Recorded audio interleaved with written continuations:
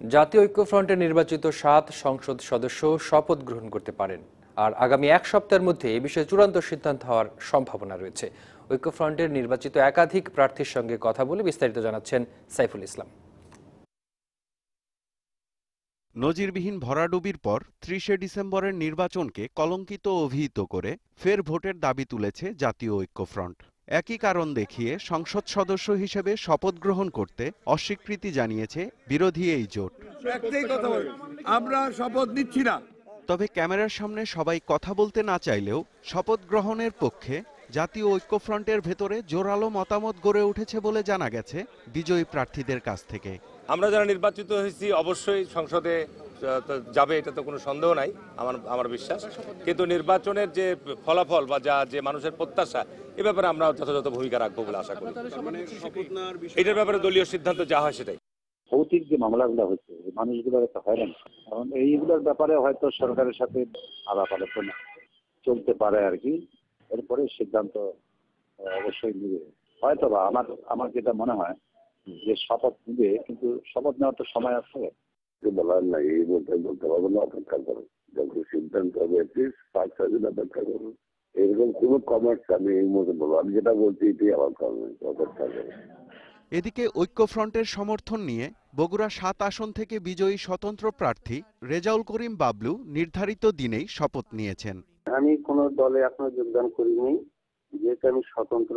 দেশ, জাতি এবং জনগণের স্বার্থে ভবিষ্যতে যদি কোনো সিদ্ধান্ত নেওয়ার প্রয়োজন মনে করি, সকলের সম্মতিক্রমে আমি আমার সিদ্ধান্তটা পেশ করবো, তবে সেটা সময় সাপেক্ষে। ঐক্যফ্রন্টের অন্যতম নীতি নির্ধারক ডাক্তার জাফরুল্লাহ চৌধুরীও নির্বাচিতদের সংসদে যোগ দেওয়ার পরামর্শ দিয়েছেন। তাদের ওত সংসদে যাওয়া উচিত। আন্দোলনটা হবে ভিতরে এবং বাইরে। ভিতরে সেখানেও আন্দোলন হবে, আইনসঙ্গত সরকারকে না যাওয়ার একটা সুবিধা আছে, প্রশ্ন উঠানোর জায়গা আছে। এই জন্য তাদের অবশ্যই আমার মতে তাদের যাওয়া উচিত। ঐক্যফ্রন্টের নির্বাচিতরা শপথ নিলে আবারও সংসদে দেখা যাবে বিএনপি প্রতিনিধিদের। Saiful Islam, DBC news, Dhaka. ভোটের অধিকার কেড়ে নেওয়ার মধ্য দিয়ে আওয়ামী লীগ ও প্রশাসন গণশত্রুতে পরিণত হয়েছে বলে মন্তব্য করেছেন বিএনপির মহাসচিব মির্জা ফখরুল ইসলাম আলমগীর। নোয়াখালীর সুবর্ণচরে গণধর্ষণের শিকার নারী ও তার পরিবারের খোঁজ খবর নিতে সেখানে যাবার পথে কুমিল্লার আলেখার চর এলাকায় যাত্রাবিরতির সময় সাংবাদিকদের একথা বলেন তিনি। এরপর দুপুরে নোয়াখালী পৌঁছে সেখানে জেনারেল হাসপাতালে চিকিৎসাধীন নির্যাতিতা ওই নারীর শারীরিক অবস্থার খোঁজ খবর নেন বিএনপির মহাসচিব। এর আগে সকালে মির্জা ফখরুল ইসলাম আলমগীর এর নেতৃত্বে বিএনপি চেয়ারপারসনের গুলশান কার্যালয় থেকে রওনা দেন ঐক্যফ্রন্টের নেতারা। সফরে রয়েছেন নোয়াখালীর ওই আসনের বিএনপির সাবেক সংসদ সদস্য, দলের vice chairman Mohammad Shahjahan, JSD সভাপতি আসম আব্দুর রব, কৃষক শ্রমিক জনতা লীগের সভাপতি কাদের সিদ্দিকী, বিএনপির যুগ্ম মহাসচিব মাহবুবউদ্দিন খোকন, হারুনুর রশিদ, প্রচার সম্পাদক শহীদউদ্দিন চৌধুরী আইনি সহ আরও অনেকে।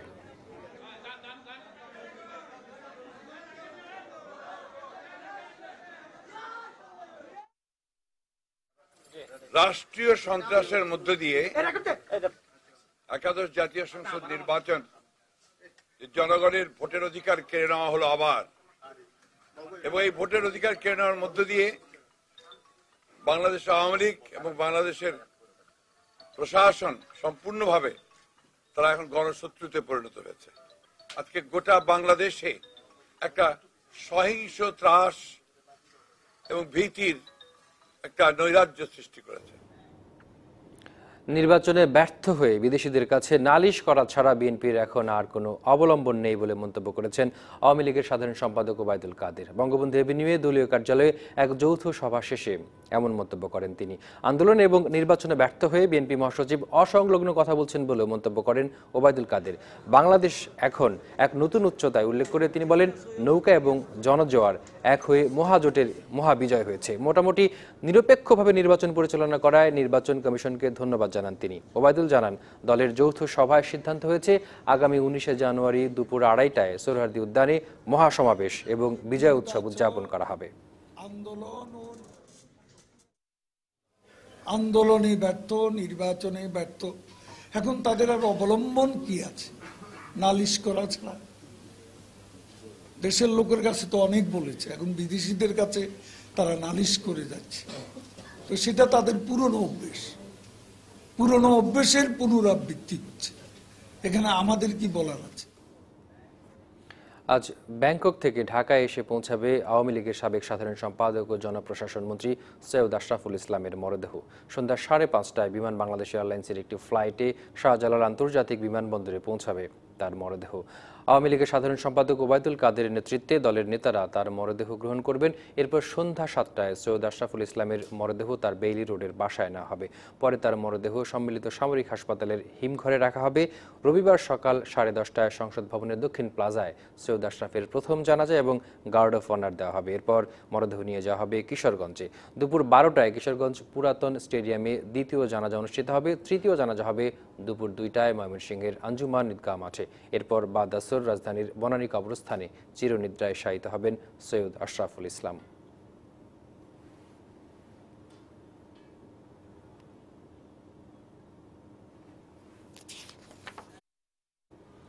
সানজি স্টেইনলেস স্টিল ইন্ডাস্ট্রি সৌজন্যে ডিবিসি সংবাদে আরো থাকছে। টেকনাফে 2 যুবকের গুলিবিদ্ধ মরদেহ উদ্ধার, ঘটনাস্থলে পাওয়া গেছে 10,000 পিস ইয়াবা। একাদশ জাতীয় সংসদ নির্বাচনে প্রচারণায় ব্যবহার করা 95% পোস্টার অপসারণ হয়েছে, এমনটাই দাবি করলেন ঢাকা দক্ষিণ সিটি কর্পোরেশনের মেয়র সাইদ খোকন। দুপুরে রাজধানীর সেগুনবাগিচায় অস্থায়ী নির্বাচনী ক্যাম্প অপসারণ কাজের উদ্বোধনের সময় এসব কথা জানান ঢাকা দক্ষিণের মেয়র। তিনি আরো বলেন, রাজধানীর ফুটপাত দখল করে নির্মিত অস্থায়ী নির্বাচনী ক্যাম্পগুলো খুব দ্রুত সময়ের মধ্যে অপসারণ করা হবে। এছাড়া সংসদ সদস্যদের নির্বাচনী সামগ্রী অপসারণের আহ্বান জানান সাইদ খোকন। তারপরেও কোথাও নির্বাচনী প্রচার সামগ্রী দেখলে সিটি কর্পোরেশন কর্মচারী কিংবা সরাসরি মেয়রকে অবহিত করলে ব্যবস্থা নেওয়ার প্রতিশ্রুতি দেন তিনি।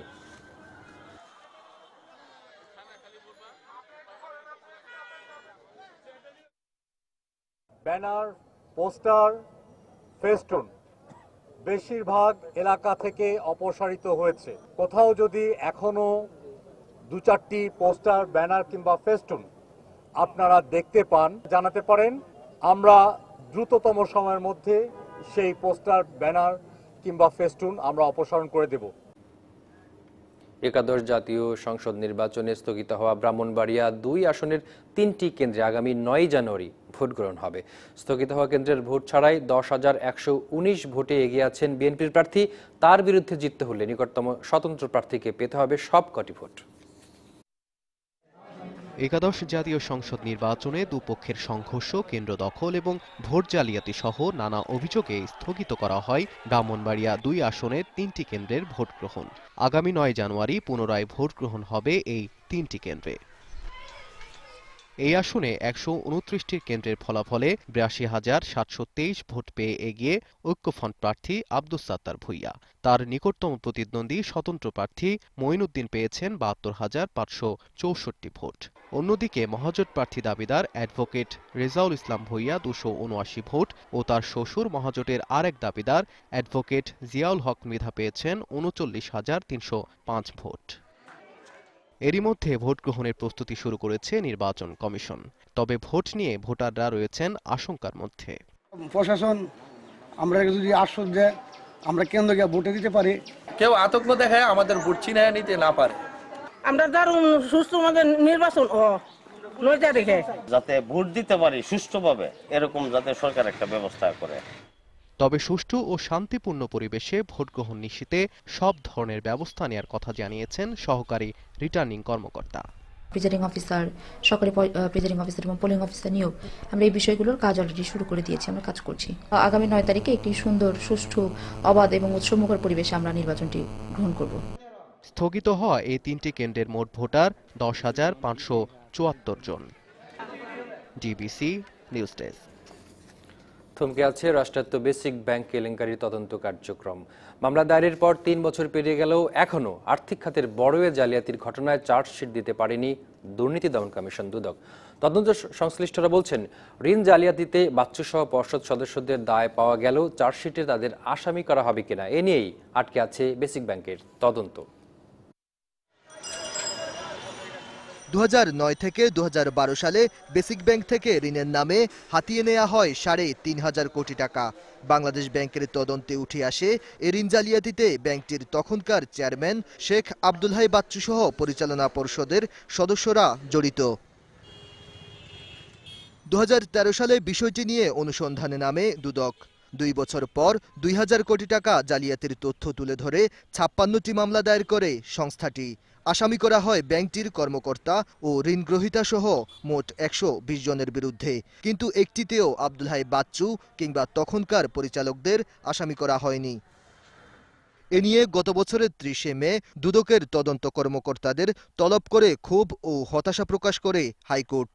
দুদক আইনে সর্বোচ্চ 180 দিনের মধ্যে মামলার তদন্ত শেষ করার নির্দেশনা থাকলেও বেসিক ব্যাংকের বেলায় কেন কয়েক গুণ বেশি সময় লাগছে তা জানতে চেয়েছিল আদালত। মামলার তদন্ত শেষ করে কবে চার্জশিট দেয়া হবে এই প্রশ্নের উত্তর মেলেনি দুদক চেয়ারম্যানের কাছে। এটা ডিফিকাল্ট। চার্জশিটের বিষয়টা তো আমার কাছে না, এটা তদন্তকারী কর্মকর্তাদের কাছে।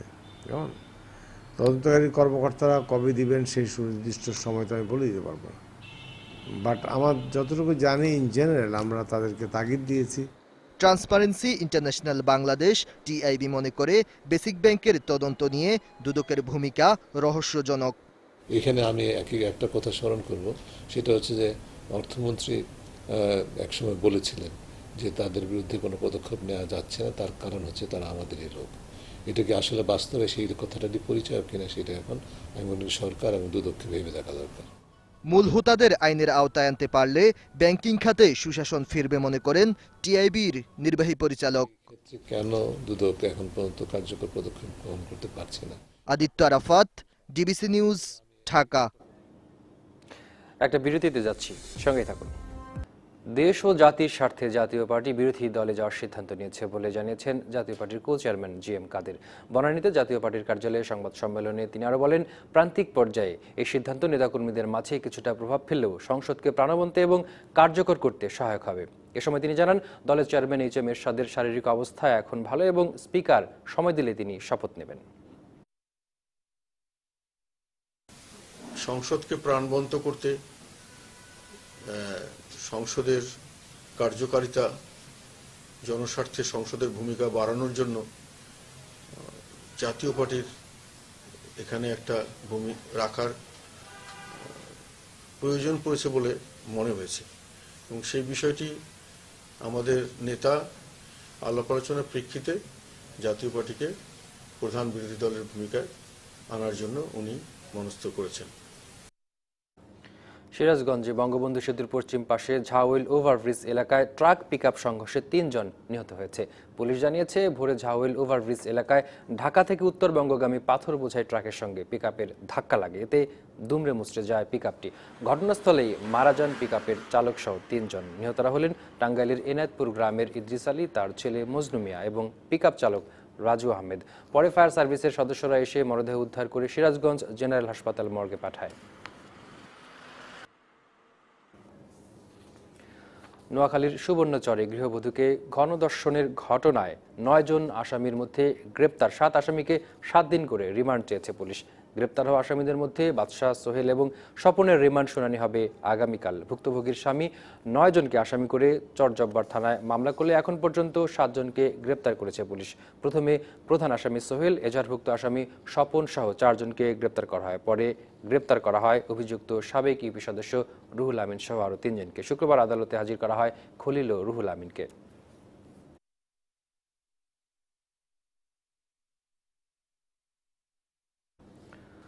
নোয়াখালীর সুবর্ণচরে ধর্ষণের ঘটনার প্রত্যেক ধর্ষককে আইনের আওতায় আনার আহ্বান জানিয়েছে বাংলাদেশ জাতীয়তাবাদী মহিলা দল। সকালে রাজধানীতে জাতীয় প্রেস ক্লাবের সামনে প্রতিবাদ মানববন্ধনে অপরাধীদের ফাঁসি দেবার দাবি জানান মহিলা দলের নেতৃবৃন্দ। এ সময় মহিলা দলের সভানেত্রী আফরোজা আব্বাস বলেন, সর্বোচ্চ শাস্তির মাধ্যমে এমন দৃষ্টান্ত স্থাপন করতে হবে যেন পরবর্তীতে কেউ ধর্ষণের মতো অপরাধ করার সাহস না পায়। বর্তমান সরকারের আমলে নারীরা আতঙ্কিত উল্লেখ করে নেতৃবৃন্দ অভিযোগ করেন, বর্তমান সরকারের আমলে কোনো নারীর নিরাপত্তা নেই। সবার নিরাপত্তা নিশ্চিত করতে সরকারের প্রতি আহ্বান জানান বক্তারা।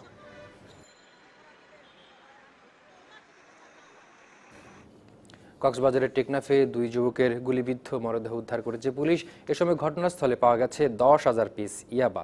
টেকনাফ থানার ওসি প্রদীপ কুমার দাস জানান, সকালে টেকনাফের রাজারছড়া এলাকার সমুদ্র সৈকত থেকে মরদেহ দুটি উদ্ধার করা হয়, তবে নিহতদের নাম ও পরিচয় জানা যায়নি। পুলিশের ধারণা, ইয়াবা ব্যবসায়ী চক্রের মধ্যে দ্বন্দ্বের জের ধরে প্রতিপক্ষ এই খুনের ঘটনা ঘটিয়েছে। নিহতদের শরীরে গুলিবিদ্ধ হওয়ার আঘাত রয়েছে। মরদেহ দুটি ময়না তদন্তের জন্য কক্সবাজার সদর হাসপাতাল মর্গে রাখা হয়েছে। রাজধানীর মেরুল বাড্ডায় বাঁশের আড়তে আগুনে পুড়ে গেছে কয়েক লক্ষ বাঁশ। শুক্রবার মধ্যরাতে রামপুরা ব্রিজের কাছে মেরুল বাড্ডা অংশে এই আগুনের ঘটনা ঘটে।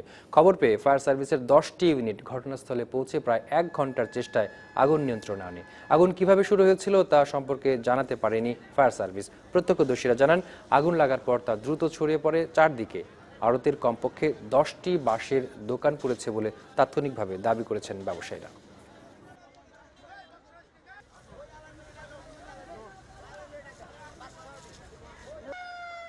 লালমনিরহাট শহরের মাঝখানে রেল ক্রসিং থাকায় প্রতিদিন অসহনীয় যানজটের সৃষ্টি হয়। এর ফলে পুলিশ, ফায়ার সার্ভিস, স্বাস্থ্যসেবা সহ নাগরিক বিভিন্ন সেবা পেতে ভোগান্তিতে পড়তে হয় শহরবাসীকে। এই সংকট সমাধানে দীর্ঘদিন ধরে একটি ফ্লাইওভার নির্মাণের দাবি স্থানীয়দের। বিডিআর গেট এলাকায় রেল ক্রসিং এর কারণে 2 ভাগে বিভক্ত লালমনিরহাট শহর। ক্রসিং এর এক পাশে সদর হাসপাতাল, ফায়ার সার্ভিস, পুলিশ স্টেশন, উপজেলা পরিষদ সহ বিভিন্ন শিক্ষা প্রতিষ্ঠান, আর এক পাশে জজ আদালত, জেলা প্রশাসক ও পুলিশ সুপারের কার্যালয় সহ সরকারি কলেজ। প্রতিদিন এই লাইনে কয়েকবার ট্রেনের ইঞ্জিন বদল সহ রেলের বেশ কিছু কাজে দেখা দেয় তীব্র যানজট। এতে ভোগান্তিতে পড়তে হয় সাধারণ মানুষকে। প্রতিদিন 8টি শাটল ট্রেন শাল্টিং করা হয়, যার কারণে মুমূর্ষু রোগী নিয়ে অনেক সময় অ্যাম্বুলেন্স আটকে যায়। পরীক্ষার সময় বা স্কুলের সময় যখন তারা যায়, যে সময়টা যায় সে সময়টা ট্রেন আসে, যার কারণে অনেক রাস্তায় গ্যামজাম হয়। তারপর এই ভোগান্তি নিরসনে অনেক দিন ধরে একটি ফ্লাইওভার নির্মাণের দাবি স্থানীয়দের। এবার আওয়ামী লীগের নিরঙ্কুশ জয়ের পাশাপাশি লালমনিরহাটে মহাজোটের প্রার্থীরা জয়ী হওয়ায় তা আরও জোরালো হয়ে উঠেছে। আমাদের দীর্ঘদিনের দাবি লালমনিরহাট বিডিআর গেট যেন ফ্লাইওভার করে দেয়। প্রধানমন্ত্রীর কাছে আবেদন করছি আমাদের ফ্লাইওভার যেন খুব দ্রুত নির্মাণ করে দেওয়া হোক। পৌর মেয়র জানান, নতুন সরকারের মেয়াদেই ফ্লাইওভার নির্মাণের চেষ্টা করবেন। সম্ভবত ফ্লাইওভার হতে যাচ্ছে আর কি, বিশেষ সূত্রে আমি জানতে পেরেছি এবং এই কারণে আমি আরো বেশি সিরিয়াসলি করছি, এই সরকারের আমলেই যেন এটা অর্থ বরাদ্দটা পাওয়া যায় এবং আমরা নিজেরই কাছে শুরু করতে পারি। ফ্লাইওভারটি নির্মাণ হলে প্রতি বছর সরকারের কয়েকশো কর্মঘণ্টার অপচয় ঠেকানো যাবে। কর্মচঞ্চলতা বাড়বে লালমনিরহাট শহরে। Majed Masud, DBC news, Lalmonirhat. আরেকটি বিরতি নিচ্ছি ডিবিসি সংবাদের সঙ্গেই থাকুন। স্বাগত আরও একবার, দেখছেন ডিবিসি সংবাদ। এই পর্যায়ে মার্কেন্টাইল ব্যাংক সংবাদ শিরোনামগুলো জানাবো আরেকবার। শপথ নিতে পারেন জাতীয় ঐক্যফ্রন্টের নির্বাচিত 7 সংসদ সদস্য। আগামী 1 সপ্তাহের মধ্যেই এ বিষয়ে আসতে পারে চূড়ান্ত সিদ্ধান্ত। ভোটাধিকার কেড়ে নিয়ে আওয়ামী লীগ এখন গণশত্রু, মন্তব্য ফখরুলের। ভোটে ব্যর্থ বিএনপির নালিশ ছাড়া কোনো পথ নেই, বললেন কাদের। সন্ধ্যায় ঢাকায় আসছে আওয়ামী লীগের সাবেক সাধারণ সম্পাদক সৈয়দ আশরাফুল ইসলামের মরদেহ। কাল জানাজা, বনানীতে দাফন।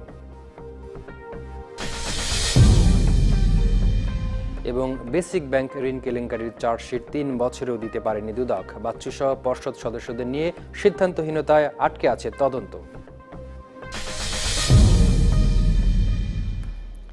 24তম ঢাকা আন্তর্জাতিক বাণিজ্য মেলা আয়োজনের প্রস্তুতি চলছে বেশ জোরেশোরে। 9 জানুয়ারি প্রধানমন্ত্রী শেখ হাসিনার মেলা উদ্বোধন করার কথা রয়েছে। অংশগ্রহণকারীরা বলছেন তার আগেই প্রস্তুত হয়ে যাবে মেলা প্রাঙ্গণ। কাঠ মিস্ত্রির ঠুকঠাক আর লোহা লক্করের শব্দে মুখর রাজধানীর শেরেবাংলা নগরের বাণিজ্য মেলা প্রাঙ্গণ। বেশিরভাগ স্টলই নির্মাণ কাজ শেষ, চলছে শেষ মুহূর্তের প্রস্তুতি। এরই মধ্যে স্থাপন করা হয়েছে মেলা সম্প্রচারের মাইক, যেখানে বাজছে গান। শ্রমিকরা জানালেন দিন রাত কাজ করছেন তারা, আর শ্রমিকদের এই শ্রমে প্রতি মুহূর্তেই বদলে যাচ্ছে মেলা মাঠের চিত্র।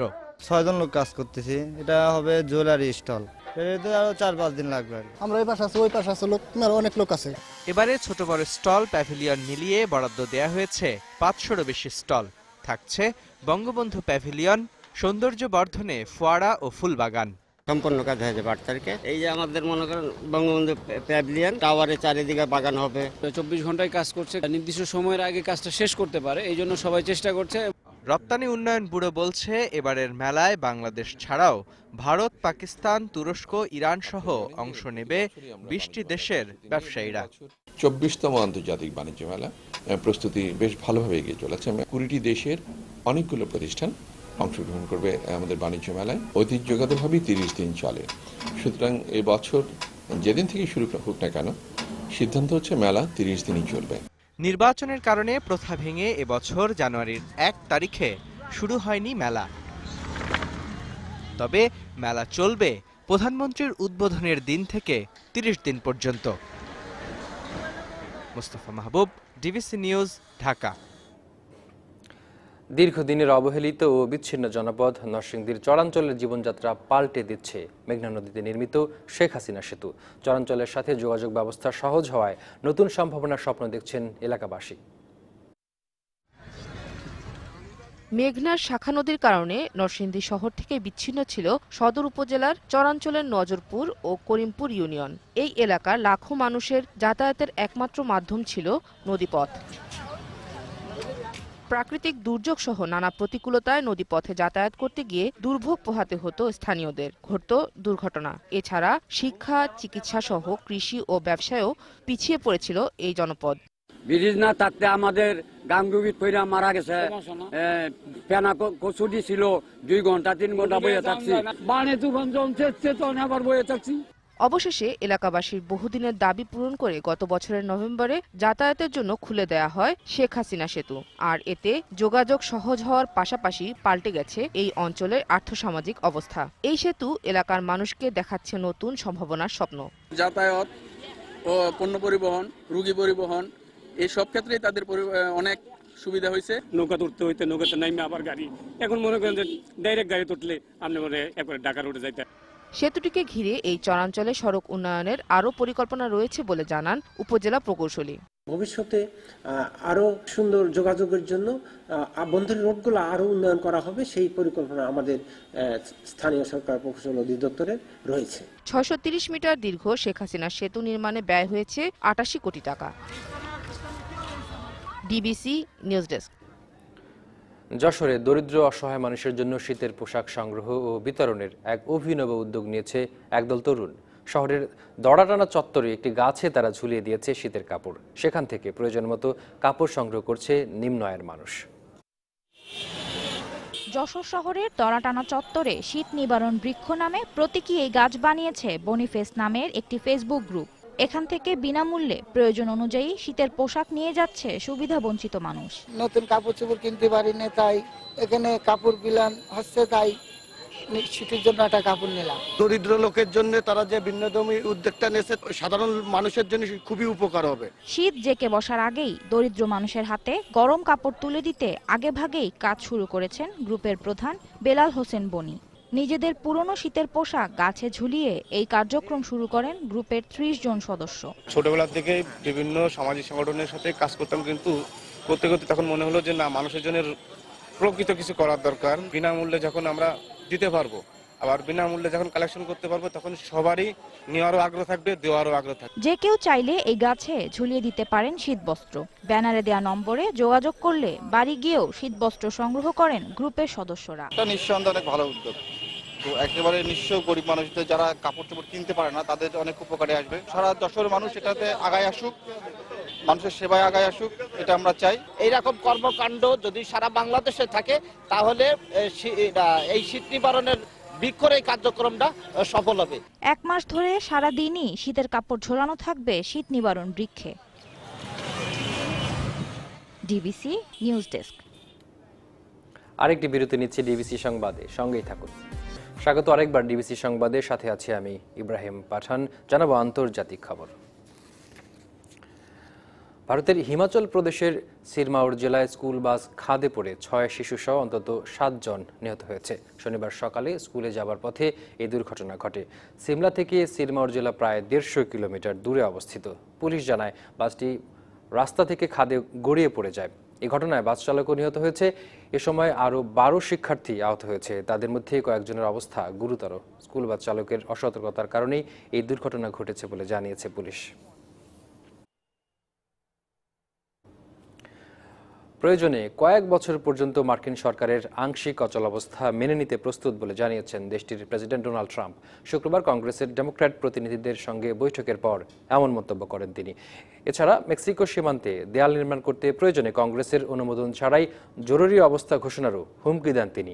ট্রাম্প বলেন, মার্কিন কংগ্রেস মেক্সিকো সীমান্তে দেয়াল নির্মাণের অর্থ না দেওয়া পর্যন্ত সরকারের অচলাবস্থা বিদ্যমান থাকবে। মেক্সিকো সীমান্তে দেয়াল নির্মাণ করতে $560 কোটি তহবিল বরাদ্দ করতে কংগ্রেসের প্রতি জোর দাবি জানিয়েছে ট্রাম্প। বৃহস্পতিবার যুক্তরাষ্ট্রের অচলাবস্থা নিরসনে ডেমোক্র্যাট সংখ্যাগরিষ্ঠ নতুন হাউস অব রিপ্রেজেন্টেটিভস সদস্যরা ট্রাম্পের সীমান্ত নিরাপত্তা তহবিলে $130 কোটি দেওয়ার প্রস্তাব সহ নতুন একটি বিল অনুমোদন করে। সিনেটের নিম্নকক্ষে বিলটি পাশ হলেও ধারণা করা হচ্ছে রিপাবলিকান নিয়ন্ত্রিত সিনেটে বিলটি আটকে দেবে রিপাবলিকানরা। এএফসি কোয়ালিফায়ার, সাফ ও বঙ্গমাতা আন্তর্জাতিক ফুটবলকে সামনে রেখে নতুন বছরে অনুশীলন শুরু করেছে নারী ফুটবলাররা। গেল বছরের চেয়ে এবার আরও ভালো ফল পেতেই বছরের শুরু থেকে মেয়েদের অনুশীলন বলে জানিয়েছেন কোচ গোলাম রব্বানী ছোটন। সাফল্য পেতে নিজেদের উজাড় করে দিতে চান ফুটবলাররা। ভোরের সূর্য তখনও ওঠেনি, কুয়াশা চাদর আর কনকনে ঠান্ডা থামাতে পারেনি সাবিনা মারিয়া তহুরাদের। প্রচণ্ড শীত উপেক্ষা করেই অনুশীলনে নেমে পড়েছেন লাল সবুজের এই নারী ফুটবলাররা। বছর জুড়ে এই ফুটবলারদের সামনে নানা টুর্নামেন্ট, তাই সময় নষ্ট করার মতো সময় নেই কোচ গোলাম রব্বানী ছোটনের হাতে। 13 দিনের ছুটি কাটিয়ে শুক্রবার ক্যাম্পে যোগ দিয়েছেন তার ছাত্রীরা। গেল বছরের চেয়ে এবার আরও ভালো ফল পেতে মেয়েদের নিয়ে নেমে পড়েছেন অনুশীলনে। 2019 সালে প্রথম শুরু করলাম। আজকে দেখে মনে হলো যে মেয়েরা আসলে খুব ভালোভাবে রিকভারি করতে পারছে। সবার উৎফুল্ল মনে হয়েছে, চাঙ্গা মনে হয়েছে। গতবারের থেকে ভালো ফুটবল তারা খেলবে এটাই আশা করতেছে এবং দেশবাসীকে ভালো কিছু উপহার দেবে। বছরের শুরুতেই এএফসি অনূর্ধ্ব 16 নারী ফুটবল চ্যাম্পিয়নশিপের কোয়ালিফায়ারে অংশ নিতে মিয়ানমার যাবে দল।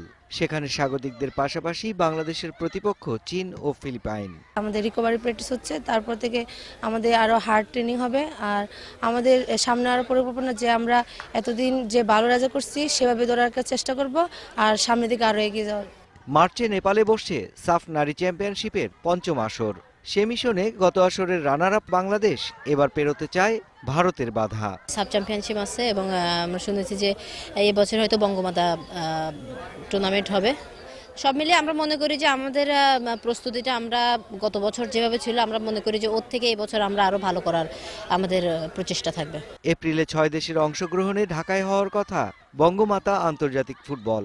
প্রথমবারের মতো আয়োজিত এই টুর্নামেন্টে শিরোপা জয়ের কথা ভাবছেন সাবিনারা। Mushfiqur Rahman, DBC news, Dhaka. সংবাদ এই ছিল এখনকার মতো। এরপর বেলা 3টার সংবাদ নিয়ে আসবেন নিকিতা নন্দিনী। ডিবিসির সঙ্গেই থাকুন 24 ঘন্টা।